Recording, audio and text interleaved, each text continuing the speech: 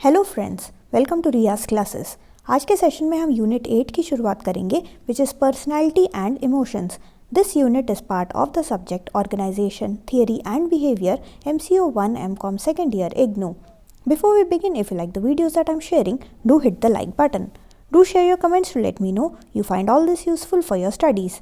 Also, don't forget to subscribe so that you won't miss out on watching and learning from my videos. So let us begin with our session. चलिए हम शुरुआत करते हैं इस unit की। सबसे पहले देखते हैं कि क्या क्या टॉपिक्स जो है हमको इस यूनिट में कवर अप करने हैं। तो स्टार्टिंग हम इंट्रोडक्शन से करेंगे, फिर हम देखेंगे कि पर्सनालिटी का डेफिनेशन क्या है। हमारी यूनिट का नाम है पर्सनालिटी एंड इमोशंस। तो सबसे पहले हम डेफिनेशन देखेंगे पर्सनालिटी का। उसके बाद we will study about the determinants of personality, then personality traits and types, personality theory, models of man, personality attributes influencing organizational behavior, definition of emotion, application of emotion and finally हम एक short summary देखेंगे इस unit का। सो ये सारे topics जो है हमें इस यूनिट में कवर अप करना है। सो अगर हम पर्सनालिटी की बात करें तो personality is the complex set of various factors. बहुत सारे ऐसे फैक्टर्स होते हैं जो कि पर्सनालिटी का, एक इंडिविजुअल के पर्सनालिटी में कंट्रीब्यूट करते हैं। जनरली हम ये बोल सकते हैं the general meaning of personality is the external appearance, कि एक बंदा बाहर से एक्सटर्नल अपीयरेंस उसका क्या है, कैसे है, ऐसे जनरल भाषा में हम बात करते हैं। बट एक्सटर्नल अपीयरेंस मेयरली एक बंदे का पर्सनालिटी नहीं बताता है। पर्सनैलिटी के काफ़ी सारे फैक्टर्स होते हैं, वेरियस फैक्टर्स होते हैं जो कि एक इंडिविजुअल के पर्सनैलिटी को डिटरमाइन करते हैं। उसमें उसका फिजिकल क्वालिटीज़ होता है और उसके मेंटल क्वालिटीज़, ये दोनों चीज़ें मिला के जो है एक बंदे का, एक इंडिविजुअल का वो पर्सनैलिटी बनाता है। और एक इंडिविजुअल जो है एक एनवायरनमेंट में रहता है, एक सोशल सेटिंग में रहता है, वो अपने सोसाइटी से क्या क्या सीखता है, अपने पेरेंट्स से क्या क्या सीखता है, अपने फ्रेंड्स के साथ रह रहे के वो क्या क्या सीखता है, ये सारा जो है उसकी पर्सनैलिटी को क्या करते हैं, उसकी पर्सनैलिटी को शेप करते हैं। ठीक है। So there are various physical qualities as well as various mental qualities and they all contribute to the development of, या फिर it helps in the shaping of a personality of an individual. ठीक है। So physical qualities भी होती है और mental qualities भी होते हैं। तो डिफरेंट तरीके के पर्सनैलिटी थियरीज, हम इस यूनिट में भी काफ़ी पर्सनैलिटी थियरी के बारे में पढ़ेंगे, जो कि जिससे कि हमें एक इंडिविजुअल की पर्सनैलिटी के बारे में, उसका अंडरस्टैंडिंग के लिए हमें थोड़ा और जो है वो हमें हेल्प करेगा। ठीक है। सो इस यूनिट में हम पूरा पर्सनैलिटी के बारे में देखेंगे कि पर्सनैलिटी होता क्या है, उसका डेफिनेशन क्या है, डिफरेंट पर्सनैलिटी के थियरीज के बारे में पढ़ेंगे एंड फाइनली हम इमोशंस के बारे में भी पढ़ेंगे। Now, personality is an important aspect in understanding the human beings that are the most important resource of an organization. तो हम ये सारी चीज़ें क्यों पढ़ रहे हैं, क्योंकि अगर हम एक ऑर्गेनाइजेशन सेटिंग की बात करें तो ऑर्गेनाइजेशन सेटिंग में सबसे इम्पॉर्टेंट रिसोर्स क्या होता है। हमने बहुत सारे डिफरेंट टाइप ऑफ रिसोर्सेज पढ़े हैं। मैन होता है, मैन पावर, मनी, ठीक है, मटेरियल, ये सारे जो होते हैं रिसोर्सेज होते हैं। बट सबसे इम्पॉर्टेंट जो रिसोर्स होता है that is your man power. जो हमारा जो ह्यूमन रिसोर्स होता है वो सबसे इम्पॉर्टेंट रिसोर्स होता है। ठीक है।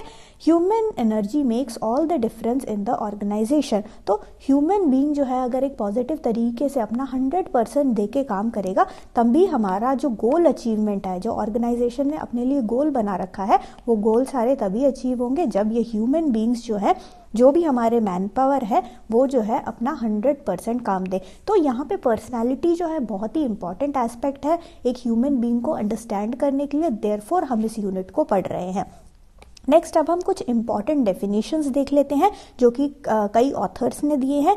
पहला जो इंपॉर्टेंट डेफिनेशन है that is by Gordon Allport. इन्होंने कहा है the dynamic organisation within the individual of those psychophysical systems that determine his unique adjustment to his environment. तो हमारा जो ह्यूमन बीइंग है, हमारा जो भी इंडिविजुअल है, वो इंडिविजुअल जो है किस तरीके से एडजस्ट होता है टू हिज एनवायरनमेंट, ठीक है। सो वो सारी चीज़ें जो उसके अंदर चल रही है, एक इंडिविजुअल के अंदर जो भी चल रही हैं, जो भी वो अपना मेंटल और फिजिकल कैपेसिटी से जो वो एनवायरनमेंट को जज करता है और वो किस तरीके से उसके साथ रिएक्ट करता है, एनवायरनमेंट को किस तरीके से वो एडजस्ट करता है एनवायरनमेंट के साथ, that is kind of a personality, ठीक है। सो सारे साइकोफिजिकल सिस्टम, जो भी उसका साइकोफिजिकल सिस्टम्स है अंदर ही अंदर, जो उसके अंदर जो भी जिस तरीके से वो रिएक्ट करता है एनवायरनमेंट में, जिस तरीके से वो एनवायरनमेंट में एडजस्ट करता है, that all contributes to his personality. एक और डेफिनेशन है कोलासा का, जो कि कहते हैं personality is a broad amorphous designation relating to fundamental approaches of persons to others and themselves. तो पर्सनैलिटी वो ये बताते हैं कि पर्सनैलिटी ऐसे फंडामेंटल अप्रोचेस हैं, अब्रॉड है, अमॉर्फस है और designation relating to fundamental approaches of person to others and themselves. Simple यही है कि एक इंडिविजुअल किस तरीके से जो है अपनी पर्सनैलिटी के कारण, किस तरीके से जो है अपने साथ, अपने दूसरे लोगों के साथ, अगर वो टीम में काम कर रहा है, वो दूसरे इंडिविजुअल के साथ किस तरीके से वो बिहेव करेगा, that is a part of this personality. और जो एक और इम्पॉर्टेंट डेफिनेशन, ये सबसे इम्पॉर्टेंट डेफिनेशन है जो कि स्टीफन पी रॉबिन्स ने दिया है। रॉबिन्स के हिसाब से it is the personality is the some total of ways in which an individual reacts and interacts with others. ये सबसे सिंपल डेफिनेशन है और सबसे जो आपने जो पिछला डेफिनेशन देखा उससे भी थोड़ा आसान है, ठीक है। आसान भी है, ये समझने में भी आसान है और ये डायरेक्ट इन्होंने मतलब दे रखा है कि sum total of ways in which an individual reacts, एक इंडिविजुअल जो है किस तरीके से रिएक्ट करेगा अपने environment, so that will be termed as personality, ठीक है। सो ये हमें डेफिनेशन दिया है स्टीफन पी रॉबिन्स ने। तो ये सारे डेफिनेशन से हमें जो है कुछ ना कुछ कैरेक्टरिस्टिक मिलते हैं, पर्सनैलिटी के कुछ ना कुछ कैरेक्टरिस्टिक होते हैं। वो कौन कौन से कैरेक्टरिस्टिक है एक बार हम देख लेते हैं। Personality refers to both physical and psychological qualities of an individual, ठीक है।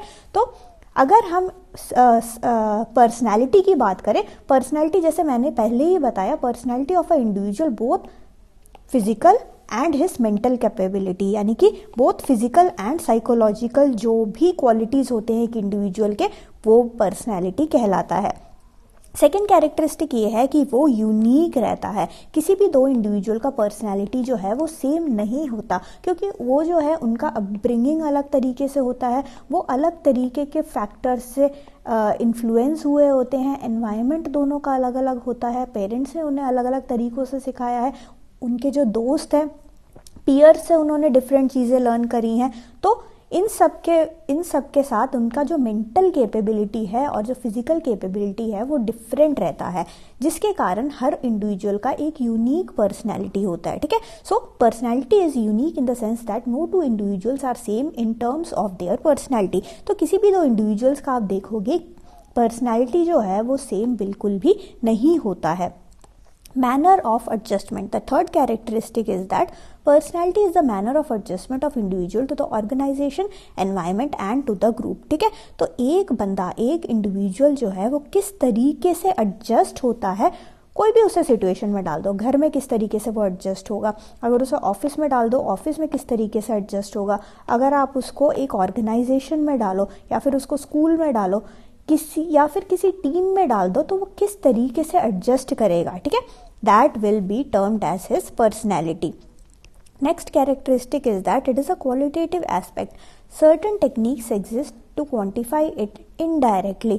मतलब हम जो है क्वान्टिफाई इसको इनडायरेक्ट तरीके से ही कर सकते हैं, but it is a qualitative aspect, ठीक है। इसको मेजर करना वगैरह काफ़ी ज़्यादा मुश्किल है, आप इसको डायरेक्टली मेजर नहीं कर सकते हो, किसी की पर्सनैलिटी को आप डायरेक्टली जाके मेजर नहीं कर सकते हो। सो ये क्या है, पर्सनैलिटी एक क्वालिटेटिव एस्पेक्ट होता है एक इंडिविजुअल का। Next is personality is dynamic. Personality dynamic क्यों कहा गया है? डायनामिक चीज़ें ऐसी चीज़ें होती हैं जो कि टाइम और सिचुएशन के अनुसार क्या करती हैं, वो डिफ़र करती हैं, वो क्या करती हैं, चेंज होती हैं, ठीक है। तो हमारा पर्सनैलिटी भी इसी तरीके का है, जैसे जैसे सिचुएशन होगा, जैसा टाइम होगा, उस हिसाब से बंदे का पर्सनैलिटी भी क्या हो जाता है, वो चेंज हो जाता है। Next is personality is a system, it has input, processing and output mechanism. तो पर्सनैलिटी जो है एक सिस्टम की तरह है, इसमें इनपुट भी होता है, प्रोसेसिंग भी होता है और आउटपुट भी होता है, ठीक है। तो एक इंडिविजुअल को अगर आप एक टीम में डाल दोगे तो वो उसको पहले तो सिचुएशन से इनपुट लेगा कि मैं यार कहाँ आ गया यार, मेरे को तो टीम में डाल दिया, अब ये लोग तो मेरे से ज़्यादा अच्छे हैं, ज़्यादा पढ़े लिखे हैं, उनको ये आता है ये आता है। फिर वो बैठ के अपना प्रोसेसिंग करेगा, ठीक है। Second step is processing. वो सोचेगा यार मैं भी तो पढ़ा लिखा हूँ, मैं कोई अनपढ़ थोड़ी हूँ, मेरे पास भी ये स्किल्स है, मैंने पहले भी ऐसे टीम के साथ काम कर रखा है। फिर उसके बाद उसका आउटपुट आएगा, वो जो है किस तरीके से बिहेव करता है, वो किस तरीके से एडजस्ट होता है, ठीक है। सो एक सिस्टम की तरह है, अगर आप पर्सनालिटी को बोलो, पर्सनालिटी भी एक सिस्टम की तरह है जहाँ पे इनपुट होता है, प्रोसेसिंग होता है and there is output also. The last one is goal achievement. Personality influences goal achievement and performance of an individual. तो एक इंडिविजुअल किस तरीके से गोल अचीव करता है ऑर्गेनाइजेशन में, वो सब उसके पर्सनालिटी पे ही डिपेंड करता है, ठीक है। सो हमने काफ़ी सारे डेफिनेशन देखे, 3 डेफिनेशन हमने देखे। उन डेफिनेशंस में से जो कैरेक्टरिस्टिक निकल के आए वो ये सारे कैरेक्टरिस्टिक हैं, ठीक है। सो ये सारे किसके कैरेक्टरिस्टिक हैं? ये सारे कैरेक्टरिस्टिक हैं हमारे पर्सनालिटी के। तो पर्सनालिटी के जो कैरेक्टरिस्टिक क्या क्या है? फिजिकल एंड साइकोलॉजिकल, यूनिक होता है, मैनर ऑफ एडजस्टमेंट किस तरीके से होता है, वो एक क्वालिटेटिव एस्पेक्ट होता है जिसको हम क्वांटिफाई नहीं कर सकते, डायरेक्टली इनडायरेक्टली आप भले ही कर सकते हो बट डायरेक्टली जो है आप नहीं कर पाते। पर्सनालिटी जो है काफ़ी ज़्यादा डायनेमिक है, एक सिस्टम फॉलो करता है and finally it helps the organisation to achieve its goals. Next हम देखते हैं what are the determinants of personality. तो पर्सनालिटी जो है वो एक इनटैंजिबल कॉन्सेप्ट है, एक ऐसा कॉन्सेप्ट है जिसको आप टच नहीं कर सकते, है ना, डायरेक्ट आप देख नहीं सकते। डिटर्मिनेंट्स ऑफ पर्सनालिटी तो एक इनटैंजिबल कॉन्सेप्ट है हमारा पर्सनालिटी, और काफ़ी सारे ऐसे फैक्टर्स होते हैं, डिफरेंट तरीके के फैक्टर्स होते हैं जो कि एक इंडिविजुअल के पर्सनालिटी को डिटरमाइन करते हैं। अब इस इंडिविजुअल का पर्सनालिटी जो है किस टाइप का होगा, उसके क्या क्या फैक्टर्स हैं। पहला फैक्टर हो गया आपका बायोलॉजिकल फैक्टर, जो सेकंड फैक्टर है that is your family factor, जो थर्ड फैक्टर है that is your environmental factor and the fourth one is your situational factors, ठीक है। तो एक इंडिविजुअल का पर्सनैलिटी जो है वो किस टाइप का होगा, it will depend on all these factors. इन सारे फैक्टर्स को अब हम एक एक करके देख लेते हैं। तो ये 4 फैक्टर्स को हम एक बार देखते हैं। पहला जो फैक्टर हमें देखना है दैट इज़ बायोलॉजिकल फैक्टर्स, ठीक है। बायोलॉजिकल फैक्टर्स ऐसे फैक्टर्स होते हैं, इसके नाम में ही है बायोलॉजिकल, तो ये ऐसे फैक्टर्स होंगे जो ह्यूमन बॉडी से रिलेटेड होंगे, ठीक है। ह्यूमन बॉडी से रिलेटेड जो भी फैक्टर्स होंगे, जैसे कि हेरिडिटी हो गया, ब्रेन हो गया और हमारे फिजिकल फीचर्स हो गए, ठीक है। हेरिडिटी मतलब क्या होता है? हेरिडिटी ऐसे क्वालिटीज़ होते हैं जो कि transmitted from parents from one generation to other, ठीक है। पेरेंट्स से बच्चों में किस तरीके से कुछ ना कुछ चीज़ें जो हैं, कुछ ना कुछ फैक्टर्स जो हैं वो जो हैं हम जो है इनहेरिट करते हैं, जैसे कि फिजिकल फीचर हो गया, फेशियल अट्रैक्टिवनेस हो गया, जेंडर हो गया, कलर ऑफ द स्किन हो गया, हेयर हो गया, ठीक है। ये सारे चीज़ें, कुछ ना कुछ एबिलिटीज़ हो गया, कुछ एनर्जी लेवल हो गया, इंटेलिजेंस हो गया, ये सारी चीज़ें जो है हमें हेरिडिटी में अपने पेरेंट्स से मिलता है। तो ये सारी चीज़ें भी हमारे पर्सनालिटी को जो है इन्फ्लुएंस करते हैं। सो बायोलॉजिकल फैक्टर्स के अंदर ये भी आता है। तो first one is your heredity. The second biological factor is your brain. तो ब्रेन जो है, brain is influenced by biological factors, कि हमारा जो ब्रेन का कॉम्पोजिशन जो है वो किस तरीके का है, हमारे ब्रेन का स्ट्रक्चर किस तरीके का है, वो भी इम्पॉर्टेंट रोल प्ले करता है हमारे पर्सनैलिटी को इन्फ्लुएंस करने में, ठीक है। हमारे पर्सनैलिटी को शेप करने में ये जो है हमारा ब्रेन भी जो है बहुत इंपॉर्टेंट रोल प्ले करता है। The third one is your physical features, ठीक है। फिजिकल फीचर्स यानी कि द रेट ऑफ मेच्योरिटी, हमारा जो मेच्योरिटी लेवल किस तरीके का है, फिजिकल फीचर्स किस तरीके का है, यानी कि हमारा एक्सटर्नल अपीयरेंस जो है वो किस तरीके का है, वो भी हमारे पर्सनैलिटी को अफेक्ट करता है। जैसे कि हमारा हाइट कितना है, हमारा कलर कैसा है, फेशियल अट्रैक्शन किस तरीके का है, मसल स्ट्रेंथ कितना है। सो अपना जो सेल्फ कॉन्सेप्ट की अगर हम बात करें, एक इंडिविजुअल को पता है कि मैं कैसा दिखता हूँ, कैसा बोलता हूँ, वो सारा जो है फिजिकल फीचर्स में हमारे आते हैं। सो बायोलॉजिकल फैक्टर्स के अंदर heredity, brain and physical features, ये तीनों जो हैं अफेक्ट करते हैं एक इंडिविजुअल के पर्सनैलिटी को। The second one is family factors, ठीक है। तो अब फैमिली फैक्टर्स के अंदर क्या क्या आता है? फैमिली फैक्टर्स के अंदर सबसे पहला आता है socialisation process, second one is identification process and the third one is birth order. Socialisation process यानी कि ह्यूमन बीइंग जो है एक सोशल एनिमल है, ठीक है। सो यहाँ पे जो है हम सोशल सेटिंग में हम किस फैमिली में पैदा हुए, क्या क्या कल्चर फॉलो करते हैं, क्या रिलीजन फॉलो करते हैं, उन सब से हम बचपन से ही जो चीज़ें देखते आ रहे हैं वो सारा जो है हमारा जो है बिहेवियर को इन्फ्लुएंस करता है। वो at the end of the day हमारा जो है पर्सनैलिटी को शेप अप करता है। The next one is identification process. Identification process यानी कि it occurs when a person tries to identify himself with some person whom he feels ideal in the family। तो हमें लगता है कि मुझे जो है बड़े हो गए, एक बच्चा सोचता है कि मैं बड़े हो गए अपने पापा जैसे बनूंगा, ठीक है, या अपनी मम्मी जैसे ऑनेस्ट बनूंगा। तो इस तरीके से एक बच्चा जो है किस तरीके से किसी को आइडलाइज करता है, ठीक है, हमारा जो आइडल होता है that is a kind of identification process and this also influences our personality. The third one is your birth order. So birth order भी जो है it is another significant variable influencing the personality of an individual. For instance जैसे जो first born होते हैं वो ज़्यादा dependent रहते हैं, ज़्यादा एम्बिशियस होते हैं, हार्ड वर्किंग होते हैं, ज़्यादा कॉपरेटिव होते हैं, ठीक है, ऐसा माना गया है। सो बर्थ ऑर्डर की आप जो है पहला बॉर्न चाइल्ड हो, सेकेंड बॉर्न चाइल्ड हो, वो भी आपका इन्फ्लुएंस करता है कि आपका पर्सनैलिटी किस तरीके का होगा, ठीक है। सो हमने फैमिली फैक्टर्स में ऐसे फैक्टर्स देखे जो कि फैमिली से रिलेटेड है, यानी कि socialisation process, identification process and the third one is our birth order. जो थर्ड फैक्टर है दैट इज एनवायरमेंटल फैक्टर्स, ठीक है, ऐसे फैक्टर्स जो कि एनवायरमेंट से रिलेटेड है।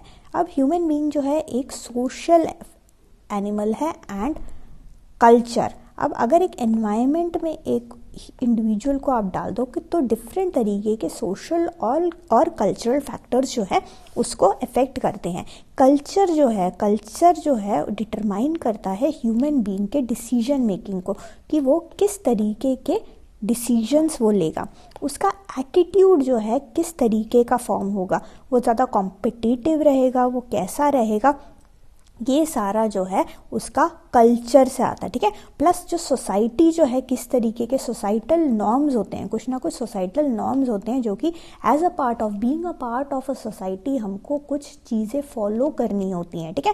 तो ये सब चीज़ें एनवायरनमेंट में, ये सब चीज़ें जो हैं किस तरीके से एक इंडिविजुअल को इन्फ्लुएंस करती हैं उसके बिहेवियर में, वो डिसीजन मेकिंग में, वो जो है अगेन उसके जो पर्सनैलिटी को शेप अप करता है। And finally we have the situational factor. Situational factors यानी कि generally an individual's personality stable and consistent and it changes in different situation. तो हम ये मानते हैं कि जनरली एक इंडिविजुअल का जो बिहेवियर होता है वो जनरली नॉर्मल ही होता है, स्टेबल ही रहता है, बट वो डिफर करता है सिचुएशन में, ठीक है। अगर आप उसको बहुत ही ज़्यादा स्ट्रेसफुल सिचुएशन में डाल दो तो उसका बिहेवियर जो है थोड़ा चेंज होगा। तो ये जो है सिचुएशन पे डिपेंड करेगा। जनरली जो है उस बंदे का पर्सनालिटी आपको स्टेबल ही मिलेगा, बट सिचुएशन में, किस सिचुएशन में वो इंडिविजुअल है उस हिसाब से उसका पर्सनालिटी भी जो है वो क्या करता है, चेंज होता है। तो इन सब से हमने क्या सीखा, इन सब से हमने ये सीखा कि हमारा जो पर्सनालिटी है it is influenced by, it is determined by, it is shaped by various factors. और वो कौन कौन से फैक्टर्स है? पहला फैक्टर है हमारा बायोलॉजिकल फैक्टर, सेकेंड फैक्टर है हमारा कौन सा, फैमिली फैक्टर, ठीक है, and the third one is our environmental factor, fourth one is situational factor, ठीक है। सो बायोलॉजिकल फैक्टर में हमने हेरिडिटी को देखा, ब्रेन को देखा, फिजिकल फीचर्स को देखा। फैमिली फैक्टर में हमने socialisation process, identification process and the birth order को देखा। एनवायरमेंटल फैक्टर्स में हमने सोशल फैक्टर्स को देखा, कल्चरल फैक्टर्स को देखा। सिचुएशनल फैक्टर्स में हमने देखा कि सिचुएशन जो है किस तरीके का, जिस तरीके का सिचुएशन होगा उस तरीके से इंडिविजुअल क्या करेगा, उस तरीके से इंडिविजुअल जो है बिहेव करेगा, ठीक है। सो ये सारी चीज़ें जो है हमारे पर्सनैलिटी को इन्फ्लुएंस करती हैं। So much for watching. Like, share and subscribe to Riya's classes. Thank you and bye bye.